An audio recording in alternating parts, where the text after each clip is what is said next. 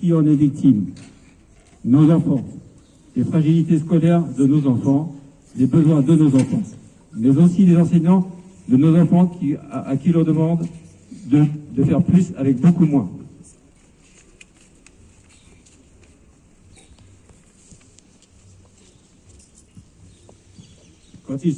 Nos enseignants, quand ils seront partis, faute de pouvoir faire correctement leur travail, quel enseignant restera-t-il dans ce collège? Chaque année des enseignants débutants, chaque année des job dating, pour que quelqu'un recruté en 4 heures occupe nos enfants sans savoir faire un cours. Il ne faudrait pas que les Hauts-Asnières, les Moulineaux, Fraissinet, Malraux, nos enfants, vous les parents, les familles, aient le sentiment d'être abandonnés par la puissance publique. Nos enfants doivent avoir toutes les chances en fonction de leurs besoins.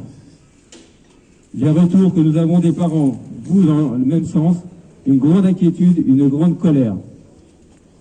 Le fait que Madame la députée soit présente, le fait que la mairie d'Asnières nous soutienne, nous renforce dans notre détermination, et nous vous en remercions.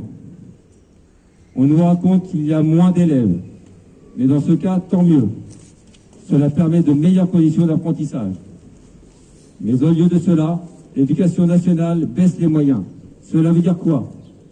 Qu'elle ne cherche pas à utiliser cette baisse pour que nos enfants aient de meilleures conditions d'enseignement. En fait, elle fait pire. Elle baisse les moyens encore plus que le nombre d'élèves. Cela veut dire quoi? Que l'éducation nationale assume de délabrer toujours plus les conditions des élèves qui en ont le plus besoin. 20% de moyens en moins, alors que Malraux est l'avant-dernier de tout le 92. Mais c'est plutôt 20% de moyens en plus qu'il faudrait pour revenir sur cette baisse. Et même 20% en plus encore pour tenir compte des besoins de nos enfants. Et effectivement, c'est une question de justice scolaire. Merci beaucoup de votre attention. Bon courage.